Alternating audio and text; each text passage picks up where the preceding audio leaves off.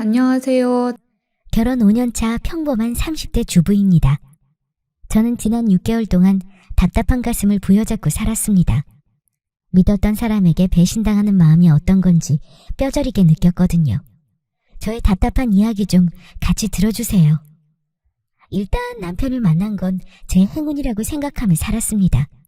왜냐하면 없는 살림에 저 역시도 제 몸 하나 건사하기 힘들었기 때문이었죠. 제 가족은 엄마 그리고 여동생 둘입니다. 그런데 어린 시절부터 엄마가 몸이 안 좋으셨어요. 디스크로 꽤 오래 힘드셨거든요. 결국 5년 전부터는 경제활동을 아예 못하셨습니다. 게다가 여동생들은 이제 고등학교 1학년, 대학교 2학년이에요. 이렇게 아직 어린 동생들이 있다 보니 제가 가장 역할을 했습니다. 아버지는 제가 초등학교 2학년 올라갈 때 돌아가셨어요. 갑작스런 심장마비로 돌아가셨는데 사실 어릴 적 이야기라 기억이 어렴풋해요. 아빠와의 추억도 그리 많지는 않았습니다. 가장 역할을 했지만 전 집안 사정을 원망하거나 탓하지는 않았습니다. 어차피 그렇게 한다고 달라지는 건 없었으니까요. 또 무엇보다 이 세상에 하나밖에 없는 우리 가족은 저한테 항상 특별했어요. 제가 동생들을 위해 밥벌이를 하는 걸 알고 계셨기 때문에 엄마는 항상 제 편을 들어주셨어요. 그리고 다행히 동생들도 누구 하나 엇나가지 않고 제 할 일을 하면서 성실하게 학교 생활을 해주었습니다. 엄마, 나만 믿어? 응? 내가 지혜랑 민지 대학교 졸업은 다 시킬 거니까. 알았지? 소라야, 엄마가 정말 미안하다. 너도 힘들 텐데 애들 뒷바라지하느라 얼마나 고생이야. 됐어. 어차피 다 공부머리 없는 거 알잖아. 민지 이제 곧 졸업이니까 민지도 같이 으쌰으쌰 할 거야. 박복한 가정 환경에 태어난 저는 이렇게 꿋꿋하게 씩씩하게 살아갔어요. 다행히 동생들이 착해서 믿고 의지할 수 있었습니다. 일단 저는 작은 중소기업에서 일하고 있습니다. 벌써 대리가 된 지 3년이 넘었네요. 나름대로 성실하게 제 일하면서 돈도 차곡차곡 모으고 있었습니다. 그런데 제 고민은 단 하나, 바로 결혼이었어요. 과연 저랑 결혼을 할 남자가 있을까? 내 집안 사정을 이해해주는 마음 넓은 사람이 어디 있을까 하는 생각이 늘 있었거든요. 모아둔 돈이 넉넉한 것도 아니고 게다가 집안 사정이 이렇다 보니 선뜻 사랑을 할 용기도 믿음도 도저히 안 나왔어요. 게다가 나이는 어느덧 30대 중반을 넘어가는데 혼기는 차고 있고 주변 친구들은 모두 결혼을 했거든요. 저는 딱히 결혼에 대한 환상은 없었는데 중반이 넘어가자 외롭기도 하고 의지할 만한 사람이 필요했습니다. 그리고 아마 아버지가 안 계셨기 때문에 결혼에 대한 생각이 깊어졌던 것 같아요. 가끔 딸부자 집에서 남자가 필요한 순간이 있거든요.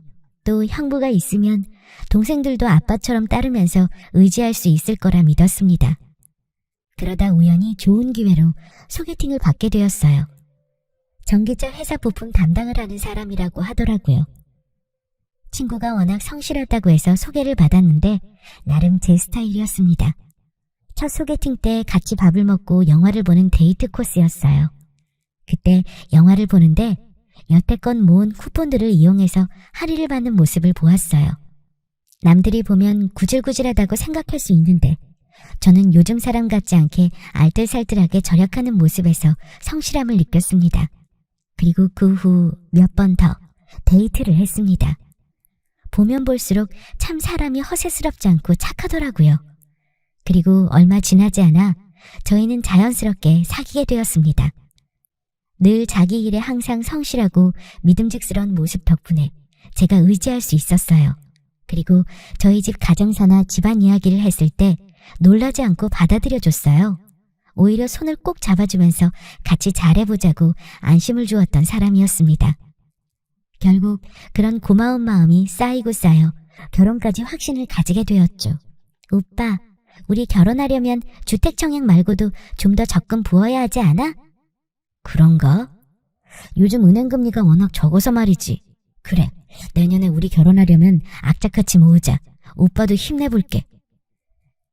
저희는 없는 살림이지만 서로 돈을 모아가며 결혼자금을 마련했습니다. 동생들과 엄마 생활비, 그리고 숨만 쉬어도 나가는 돈들이 너무나 많았지만 그래도 결혼하고 싶은 남자를 만나 이렇게 돈을 모으는 시간들이 행복했어요. 물론 오빠가 좀 더 결혼 자금을 보탤 수밖에 없었습니다. 저는 제 가족에게 할애해야 하는 시간과 돈이 정해져 있었거든요. 너무 미안했지만 오빠도 이해해 주었어요. 그렇게 저희는 2년 연애의 종지부를 찍었어요. 결혼한 이후에도 여전히 저는 가장으로서 살아가야 했지만 남편도 이 부분을 존중해 주었습니다. 무엇보다 내 편이 있다는 생각에 힘이 나더라고요. 그런데 한 가지 문제가 있었어요. 그건 바로 시어머니였습니다. 오빠는 어릴 때부터 홀어머니 아래에서 살았거든요. 그런데 오빠 결혼 조건이 신혼집을 어머님 동네에서 가깝게 시작하는 거였어요. 결혼하면 나름 자유롭게 살 수 있을 거라 생각했었는데 요즘 시대에 시어머니 집 근처에 신혼집이라니요. 뭐 같은 집에 사는 건 아니니 괜찮겠지 하는 생각에 그때 당시에는 대수롭지 않게 생각했습니다. 하지만 지금 돌이켜보니 그때 제 선택에 지금은 엄청 후회합니다. 그래도 어쩔 수 없었어요. 외동아들의 효자였던 오빠는 도저히 어머님을 혼자 둘 수는 없다고 하더라고요. 저 역시 홀어머니 아래서 자란 처지라 그 마음을 아예 이해 못하는 건 아니었습니다. 결국 저희는 시어머니와 10분 거리 아파트로 이사가게 되었어요. 한 집에 사는 건 아니니 그나마 다행이다 싶었습니다. 동생들과 친정 엄마한테도 이 사실을 전달드렸죠. 장남 같았던 제가 결혼한다는 소식에 모두 축하해 주었어요. 저도 이제 행복한 일만 가득할 거라 믿었습니다. 그런데 시어머니와 가까이 산다는 건 쉬운 일은 아니었어요. 얘야, 나 지금 너희 집에 와 있는데 꼴이 이게 뭐니? 네? 저희 집이라고요? 어떻게 들어가신 거예요? 뭘 그렇게 놀라? 반찬 좀 싸서 주려고 왔지. 민식이한테 비밀번호 물어봤더니 알려주던데? 네네. 아침에 급하게 나오느라 청소도 못했네요. 냉장고에 넣고 가세요. 감사해요. 잘 먹겠습니다. 얘야, 너 민식이 밥은 제대로 해주는 거지? 냉장고 안 그래도 열어봤더니 먹을 게 하나도 없던데 그게 뭐니? 너 아기는 안 가질 거야? 영양분 제대로 잘 챙겨 먹어야지 아들 낳는 거야. 알겠어? 네네. 제가 지금 일이 있어서요. 회사 회의 들어가 봐야 할 것 같아요. 그래, 알겠다. 수고해라.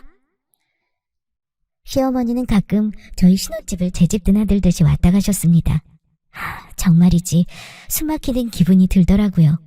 냉장고, 바닥 청소, 화장실 변기, 심지어 신발장에 있는 신발 정리까지.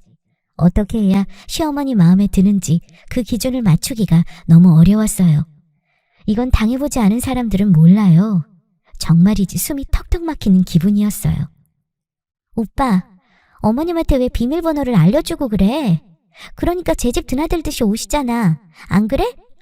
야, 무슨 말을 그렇게 하냐? 어머님이 그리고 틀린 말 했어? 너 청소 제대로 못하는 거 맞잖아. 그리고 냉장고 정리는 나부터 이야기하고 싶었어. 오빠, 결혼할 때 약속 잊었어? 가까이 살되 서로 터치하지 않게 오빠가 중간에서 역할 잘해준다고 했잖아. 그런데 이게 뭐야? 지금 터치 수준이 아니야, 이건. 엄마도 혼자 지내다 보니 적적해서 그렇지 뭐. 조금만 이해해줘. 됐어. 비밀번호는 다음 주에 기사님 불러서 바꿀 거야. 아무리 생각해도 이건 아니야. 나 일하고 있는데 아무 때나 전화 오셔서 방해하시잖아. 야, 방해라니. 너 무슨 말을 그딴 식으로 하냐? 네, 맞습니다. 남편과 저는 결혼하기 전만 해도 싸움의 싸자도 모르는 사이였어요. 그런데 이상하게 결혼하고 시어머니 문제로 티격태격 싸우기 시작했습니다. 저도 남편과 자꾸 싸우게 되는 이 상황이 너무 싫더라고요. 게다가 자존감도 점점 떨어졌습니다. 그런데 사사건건 간섭하는 시어머니의 태도는 도저히 참을 수가 없었어요. 심지어는 가끔 퇴근길에 저를 집에 불러들이셨습니다. 그리고 밥을 차리라고 하시더라고요. 여보세요? 어머니? 그래, 얘야. 너 퇴근하고 있어? 네네. 곧 할 것 같아요. 근데 무슨 일 있으세요? 다른 게 아니라 우리 집에 와서 밥 좀 차려다오. 지금요? 지난번에 제가 반찬 보내드리지 않았어요, 어머님? 아니면 제가 오늘 좀 늦을 것 같은데 오빠한테 가라고 할까요? 아니면 늦더라도 저희 먹을 때 드시면 되죠. 8시 넘어오실래요? 야, 내가 몸이 안 좋다고 했잖아. 너희 집까지 어떻게 걸어가니? 그리고 배고파 죽겠는데 그때까지 언제 기다려? 그리고 남자가 무슨 부엌일이야. 너네 어서 차려 먹고 너가 후딱 이쪽으로 넘어와서 밥 좀 차려다오. 온 김에 반찬도 몇 개 해두고 가면 좋잖아. 지금이 벌써 7시 다 돼가는데 시간이 좀 애매하네요. 오늘 야근을 좀 할 것 같아서요. 야, 너 핑계 대는 거 아니야? 혼자 있는 시어미가 밥 좀 차려달라고 하는데 뭐 그리 대단한 거라고 핑계까지 대니? 됐어. 내가 해먹고 말지. 어머님, 그게 아니라...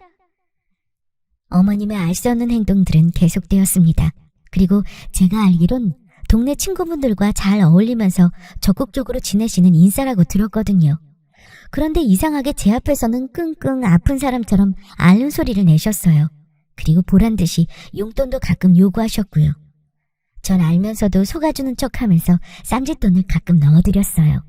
정말이지 남편만 아니면 멀리 이사가고 싶었습니다. 친정엄마와 동생도 한 달에 한 번 볼까 말까 한데 제가 시어머니 용돈까지 드리면서 밥을 매번 차려야 하냐고요. 직장 다니는 며느리로 대접해달라는 말이 아니었습니다. 적어도 일하는 며느리에 대한 존중이 필요하다고 생각했어요. 정말이지 한시라도 빨리 이사가고 싶었어요. 그렇게 몇 달이 지났습니다. 하루는 남편이 격앙된 목소리로 전화가 왔어요. 여보, 대박이야, 대박! 응? 무슨 일이야? 나 저번에 우리 회사 민석이 따라서 코인 넣은 거 알지?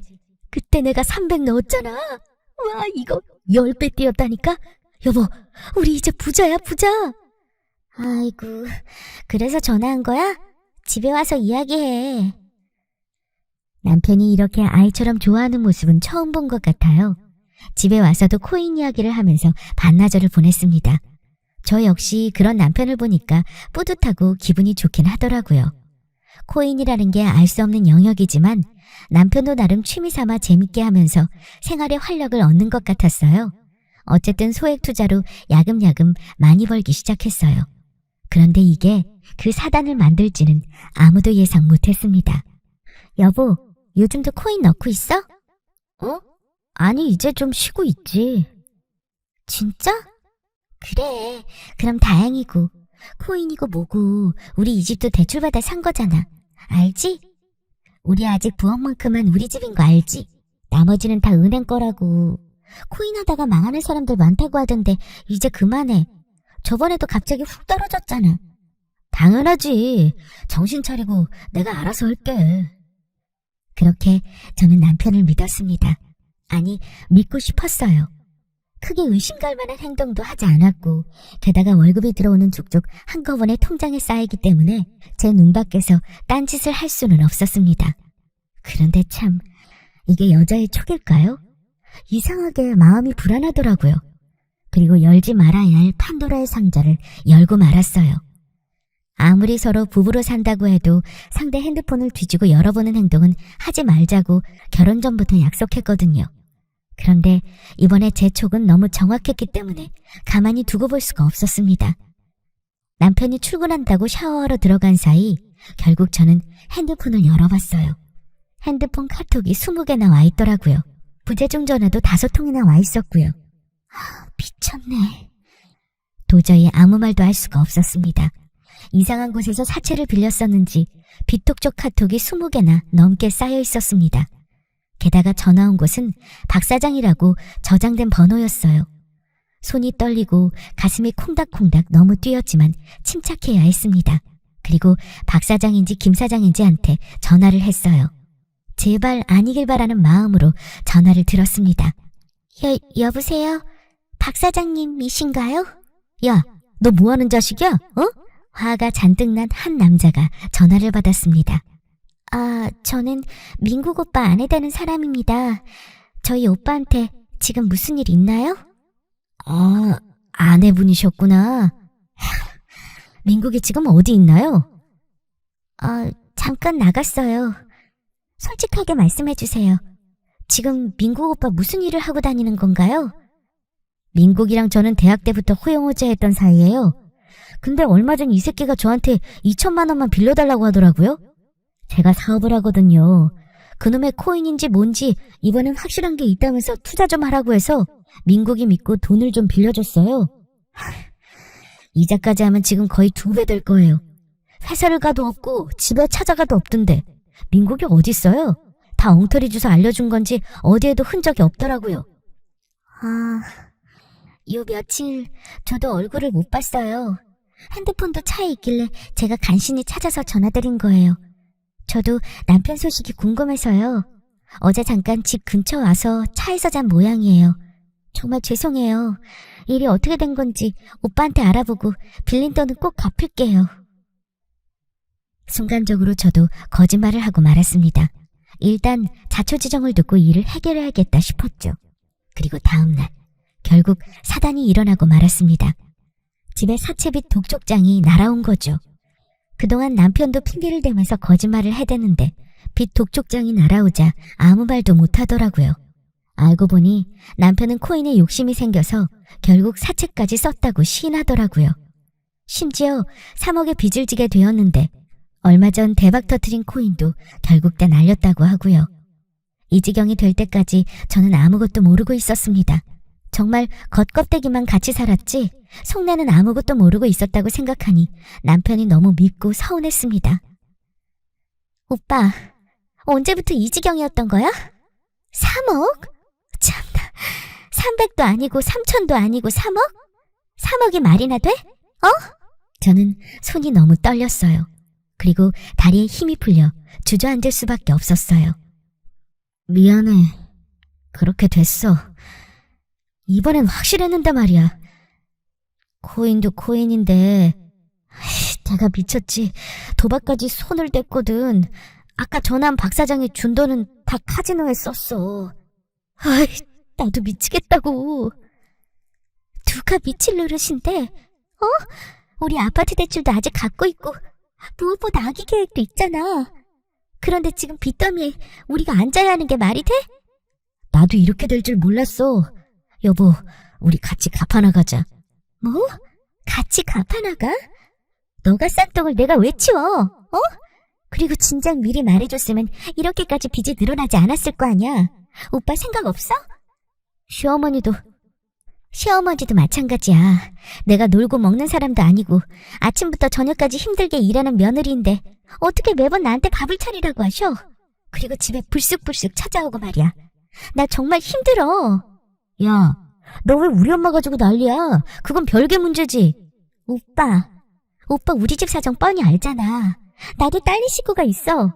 동생들 2명의 엄마까지 나도 용돈 보내고 싶고 나도 더 많이 가고 싶어.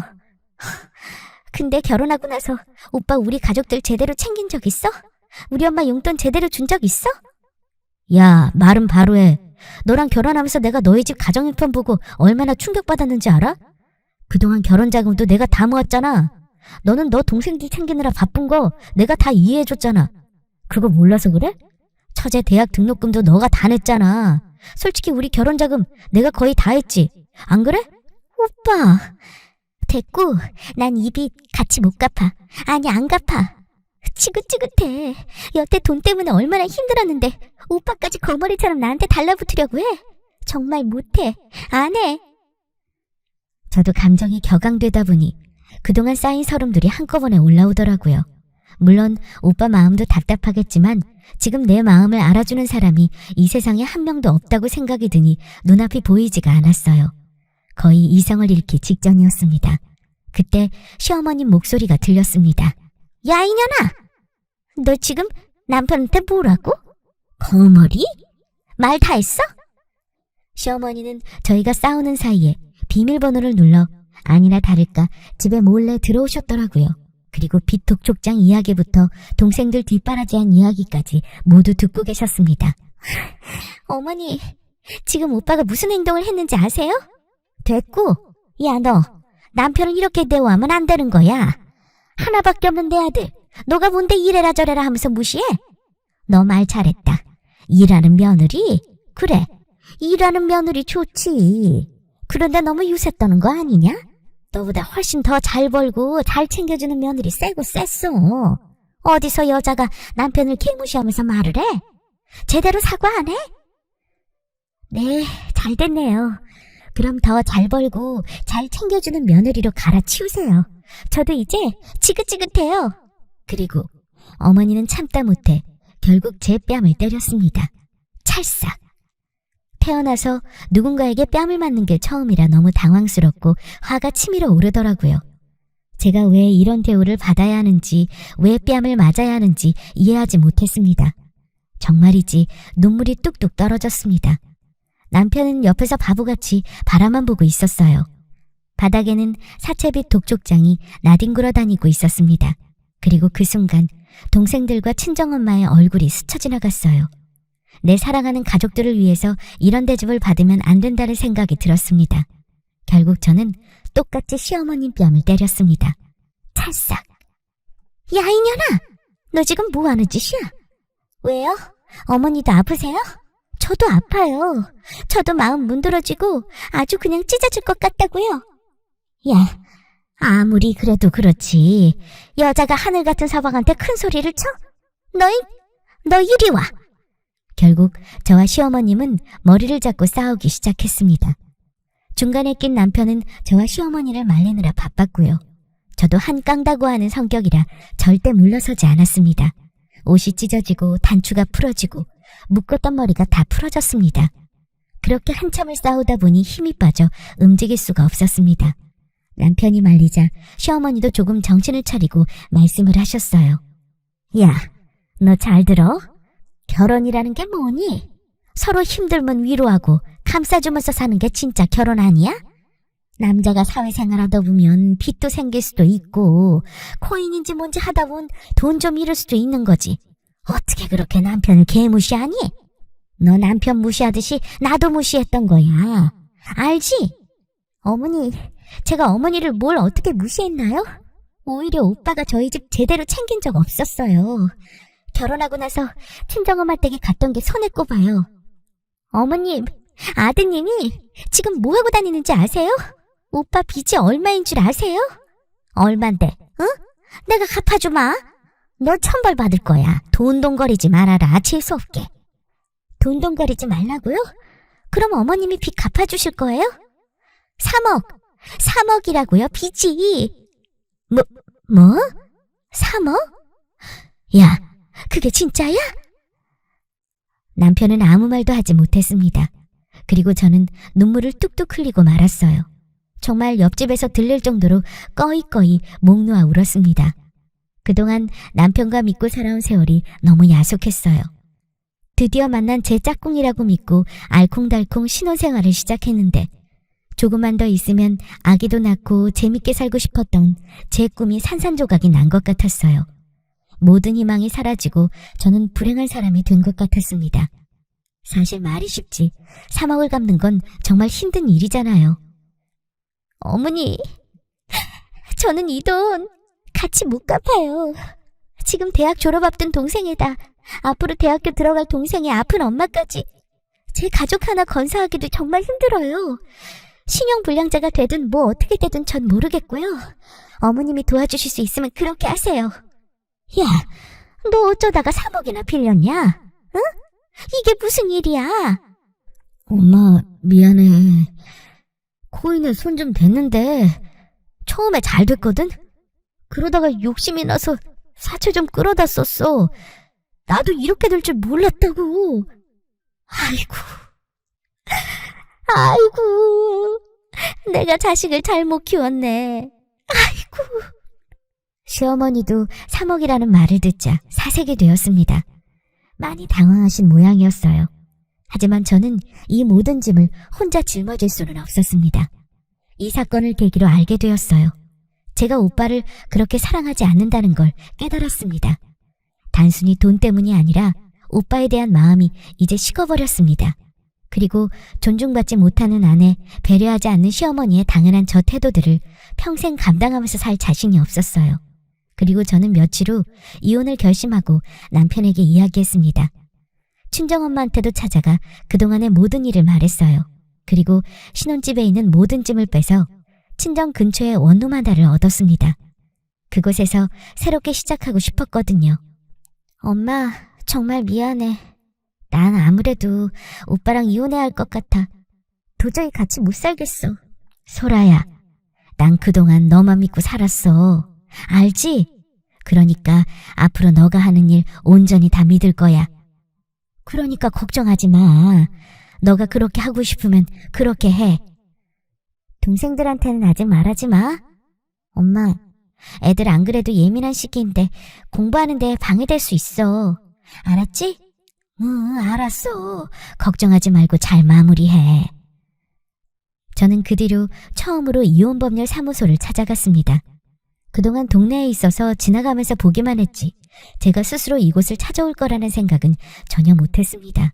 사전에 미리 전화를 하고 준비물도 잘 챙겨서 사무소에 들어갔어요. 그리고 그동안 있었던 이야기를 쏟아내고 나왔어요. 다행히 좋은 변호사님을 만나서 생각보다 일이 순차적으로 잘 진행되었어요. 그리고 마지막이자 처음으로 오빠와 전화를 했습니다. 오빠, 나 오늘 법률사무소에 다녀왔어. 오빠한테 이혼 위자료 자료 갈 거야. 잘 확인하고 협조 좀 해줘. 나 이제 더 이상 할 말도 없다. 지난번에 말했던 거랑 똑같아. 난 오빠랑 앞으로 살아갈 자신이 없어. 소라야, 한 번만 더 생각해줘. 응?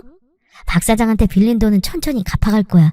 사채빚도 열심히 일해서 갚을 거고. 내가 이렇게 힘들어졌는데 너마저 없으면 나 어떡하냐? 응? 오빠, 나 빚 때문에 이혼하려고 하는 거 아니야. 착각하지 마. 그동안 난 오빠한테 사랑을 받은 적이 없었던 것 같아. 나 역시도 오빠에게 사랑 없이 대했던 것 같고. 우리는 사랑 없이 결혼한 부부 같아. 이해가? 오빠 그렇게 빚 독촉장 날아온 거 보면서 내가 맨 처음으로 했던 생각이 뭔지 알아? 소라야, 이유가 어찌됐든 난 상관없어. 난 오빠 그걸 보면서 와, 드디어 해방이다 이런 생각했어. 이걸 핑계로 오빠한테 이혼 이야기를 할 수 있겠구나 싶었다니까? 그동안 내가 턱끝까지 차올랐던 것 같아. 이 숨막히는 신혼생활이 언제까지 갈 수 있을까? 매일 혼자 생각했나 봐. 시어머니까지 매일 같이 찾아오고 간섭하는데 내가 제명에 못 살지. 안 그래? 암튼 난 마음 먹었어. 제발 더 이상 힘 빼지 마. 저도 스스로 이렇게 단호할 수 있다는 사실에 놀라웠습니다. 아무리 오빠랑 의견이 안 맞아도 항상 맞춰주려고 노력했거든요. 여자가 마음을 한번 먹으면 뒤돌아보지 않고 그대로 간다던데 딱 그 말이 맞았어요. 저는 진짜 3억 빚을 떠나서 이 집안과 연을 끊고 싶었거든요. 물론 가슴은 아팠지만 어쩔 수 없었습니다. 이렇게 이혼을 준비하는 어느 날 집에 시어머님이 찾아왔어요. 얘야, 나다. 집에 있니? 띵동하는 소리와 함께 시어머님이 제 자취방에 찾아오신 거예요. 없는 척 할까 싶었지만 마지막이라는 생각으로 문을 열어드렸습니다. 그리고 시어머님은 이때와는 전혀 다른 완전 상냥한 태도로 저를 대하셨습니다. 내 아들이 참 못났다. 아들 잘못 키운 내 탓이지 뭐. 미안하다 얘야. 안 그러냐? 어머님, 저 얼마 전에 오빠한테 이혼소송 자료 보냈어요. 오빠가 이야기 안 해요? 들었어. 근데 얘야, 우리 아들 한 번만 용서해줄 수 없겠니? 내가 이렇게 빈다. 어머님, 이건 용서하고 말고의 일이 아닌 것 같아요. 저는 오빠를 더 이상 사랑하지 않아요. 오빠도 마찬가지고요. 결혼하면서 한 번도 행복한 적이 없었어요. 특히 어머님이랑 가깝게 지내면서 티격태격 얼마나 했는데요. 저는 3억도 3천만 원도 300만 원도 상관없어요. 이제는 함께 걸어갈 힘이 없어요. 저는 있는 힘껏 저의 진심을 이야기했어요. 그리고 어머님이 저를 여자로서 며느리로서 어느 정도 공감해 주실 거라 믿었습니다. 그런데 역시 인간의 천성은 변함이 없더라고요. 야, 너 시어미가 이렇게까지 찾아와서 비는데 넌 어떻게 눈 하나 깜짝 안 하고 고개를 빳빳하게 들고 대꾸를 하냐? 너 어디서 배운 버르장말이야? 응? 재수없게. 너 말은 바로 하자. 내가 너한테 반찬 가져다 주면서 얼마나 챙겨줬니? 그리고 가끔 너희 집 가보면 너야말로 살림 제대로 못하고 있었던 거 인정해야 되지 않냐? 어머님, 저 어머님이랑 더 이상 싸우기 싫어요. 너가 싸움을 걸잖아, 이년아. 안 그래? 너 일하는 며느리라고 유세 떨지 마. 너 나한테 주는 용돈 그거 아까워서 내 전화 피한 거 내가 모를 것 같아? 너 같은 애들 내가 속 모를 것 같아? 지 남편 빚이 생기니까 이렇게 도둑년처럼 도망하는 게 어디 있냐? 너 같은 년을 낳고 미역국을 먹은 너네 엄마가 불쌍하다. 아이고 속 터져라. 저기요, 방금 욕하셨어요? 그리고 우리 엄마 이야기가 여기서 왜 나오죠? 어머니, 저 오빠랑 이제 남남이에요. 저한테 이러실 권리 없으세요. 권리? 역 같은 소리하고 앉았네. 너 3억 갚을 능력이 없으니까 이렇게 도망가는 거 아니야? 까놓고 말해 이거사, 둥구렁이 같은 년. 네, 맞아요.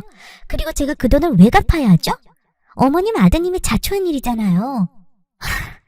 방금 어머님이 말씀하신 욕설들, 그리고 저를 무시하듯 대하는 태도와 행동들, 그리고 저희 친정엄마 욕까지, 이런 것들이 쌓이고 쌓여서 제가 이혼하고 싶어진 거예요.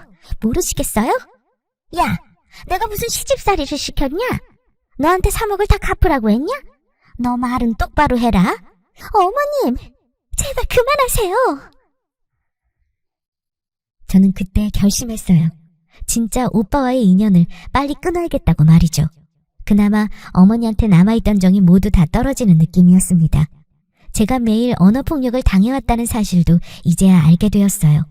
매일 말끝마다 2년 전년, 그리고 심지어 친정엄마와 제 동생들에 대한 모욕적인 말까지 서슴지 않았습니다.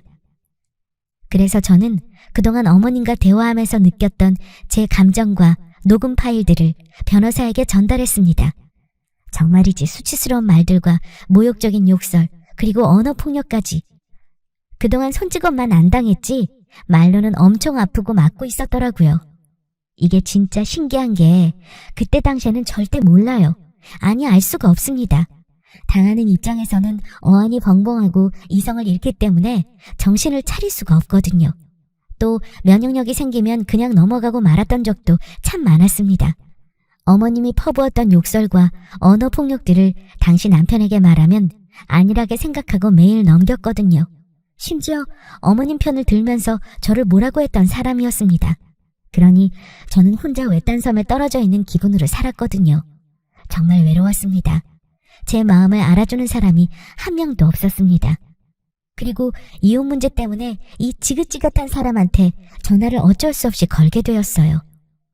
오빠, 얼마 전에 어머님 우리 집에 찾아온 거 알아? 들었어. 왜? 왜? 왜라고? 그때 무슨 말 하셨는지 알아? 내가 알아서 뭐해? 넌 뭐든지 안 입고 듣잖아. 그나저나 이혼 이거 진짜 할 거야? 오빠, 내가 지금 장난하는 걸로 보여? 나 그동안 언어폭력 때문에 얼마나 힘들었는지 알아? 그때 서류 요청한 거 다 확인해서 보내줘. 시간 없어. 아무리 생각해도 이건 아닌 것 같다. 나 이혼은 못 해주겠어. 아니, 안 해. 뭐? 지금 그게 무슨 말이야?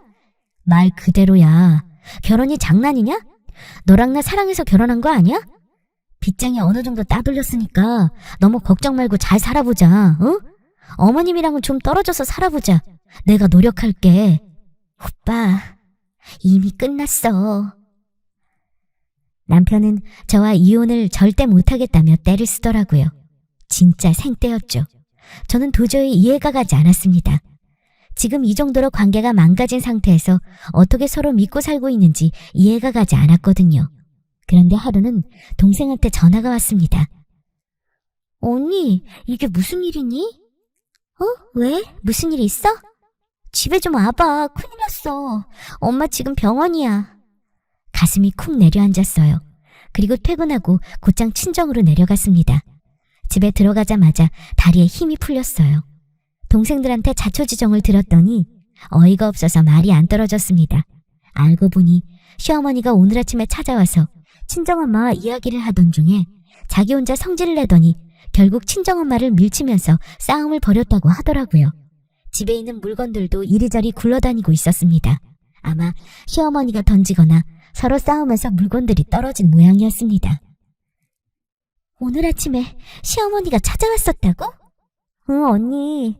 엄마가 너무 충격을 받아서 순간 쇼크로 기절을 했거든. 너무 놀라서 내가 119 불렀고 아까 응급실 간 거야. 언니 많이 놀랐지? 어떡해. 그 아줌마 뭐야 도대체? 3억 이야기하던데 그게 무슨 말이야? 아니야, 헛소리야. 그리고 언니 이야기 잘 들어. 나 어쩌면 형부랑 이혼할 수도 있어. 뭐? 형부랑 이혼? 그게 무슨 말이야? 서로 잘 살았던 거 아니야? 일단 나 엄마 병원에 좀 다녀올게. 넌 동생 밥 좀 차려주고 집 좀 치워라. 알았어, 언니. 저는 친정엄마를 만나러 병원에 가면서 하염없이 눈물이 났어요. 도대체 어디서부터 잘못된 건지 어떻게 방향을 잡아야 할지 모르겠더라고요. 이 지긋지긋한 재수없는 집안과 무슨 악연이 있어서 여기까지 엮인 건지 한탄스러웠습니다. 엄마, 괜찮아? 이게 무슨 일이야? 시어머니 찾아왔었어? 소라야, 3억이 무슨 말이니? 너 3천만 원이라고 하지 않았어? 미안해. 그이가 코인하다가 결국 사채까지 끌었었나 봐. 이자까지 해서 거의 3억 가깝게 지금 빚이 있어. 아이고, 김서방, 이게 어떻게 된 일이냐. 어쩐지 길길이 날뛰면서 사돈 어른이 찾아와서는 성질을 내더라고. 그러더니 너가 도둑년이라면서 욕을 하더니만 절대 이혼 못 해준다고 집에 있는 물건들을 던지는 거 있지? 나도 가만히 안 있었지. 너 욕을 얼마나 하던지 내가 도저히 화가 나서 못 참겠더라고. 엄마, 정말 미안해. 진단서 끊어서 이거 다 제출할 거야. 나 가만히 안 있어. 두고 봐. 결국 저는 도저히 참을 수 없었습니다. 친정엄마한테 찾아가 이렇게 행패까지 부리는 격떨어지는 시어머니를 가만히 두고 볼 수가 없었어요. 어머니, 저희 집에 가셨어요? 그래, 왜? 뭐 잘못됐냐? 네, 단단히 잘못하셨죠. 저희는 이제 남남이라고 했잖아요. 저희 엄마 충격으로 쓰러지셔서 병원 입원하셨어요. 어떻게 책임지실 거예요? 내가 왜 책임을 지니? 우리 아들 욕을 하는데 너네 엄마가 잘못한 거 아니냐? 저희 엄마가 그냥 이야기하셨을까요? 어머님은 제 욕 엄청 하셨겠죠? 아니에요? 그래, 그것도 맞다. 넌 욕 얻어먹을 만한 일을 하잖아. 그리고 이혼한다길래 서로 이혼은 양가에서 잘 막아보자고 이야기 좀 하려고 갔더니만 나를 무슨 벌레 취급하면서 내쫓으려고 하니까 내가 화가 안 나? 어머니, 저희 엄마 아프세요. 아시잖아요. 그리고 저한테 와서 이야기하셔야지 친정까지 가서 도대체 무슨 경우 없는 행동이세요? 물건까지 던지면서 행패를 부리면 어떡하냐고요? 됐고, 너네 이혼은 절대 못한다. 아니, 안 시킬 거야, 내가. 3억이고 뭐고 다 떠나서 한 번 들어온 가족은 영원히 가족인 거야. 알았어? 아니요, 저는 반드시 이혼할 거예요. 더 이상 같이 못 살아요. 위자료 청구 자료 오빠 받았을 거예요. 저희 엄마 진단서도 함께 첨부할 테니까 그렇게 알고 계세요. 저 이제 가만히 안 있어요. 똑바로 새겨 들으세요. 저희 가족 피눈물 나게 만들면 저도 똑같이 피눈물 흘리게 만들어 드릴 거예요. 뭐? 이칠 수 없는 년이 어디서 배운 버르장머리야? 저는 여태껏 제가 겪었던 일들에 대해 서류를 만들었습니다. 정말 꼼꼼하게 다시 정리해서 만들었어요. 그리고 남편과 시어머니와 전화했던 전화 녹음 파일, 대화 음성 녹음 파일, 그리고 엄마가 병원에서 받은 진단서까지 모두 이혼법률사무소에 제출하고 위자료 1억까지 청구하게 되었어요.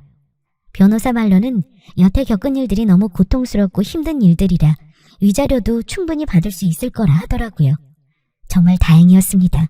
그리고 얼마 전 그 지긋지긋한 이혼 소송이 드디어 끝났습니다. 그리고 보란듯이 위자료 1억까지 챙기고 깨끗하게 이혼하게 되었어요. 그 뒤로 남편과 시어머니가 어떻게 지내는지는 전혀 알 수 없었어요. 알고 싶지도 않았습니다. 저는 핸드폰 번호도 바꾸고 살던 집에서 다른 동네로 이사를 했습니다. 아예 시어머니가 찾아오지 못하게 온 가족이 이사를 가게 되었어요. 도망을 간 게 아닙니다. 저는 그 집과는 악연을 정말이지 끊어내고 싶었거든요. 들려오는 소문에 의하면 남편은 아직도 빚독 쪽에 시달리고 있다고 하더라고요. 그리고 시어머님은 동네에 소문이 이미 다 퍼져서 얼굴도 못 들고 다닐 정도로 왕따를 당하고 있다고 했습니다. 같은 동네 아주버님들이 저를 이뻐해 주셨는데 제가 갑자기 이혼하고 나가는 걸 보시면서 아마 눈치를 채셨던 모양이에요.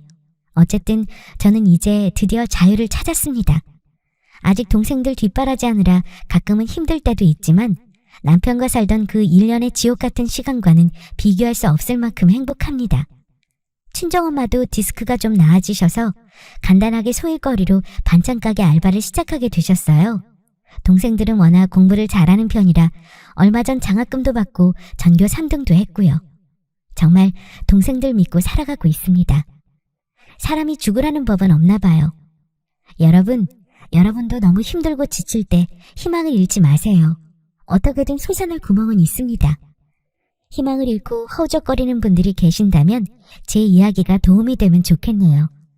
지금까지 제 이야기 들어주셔서 감사합니다.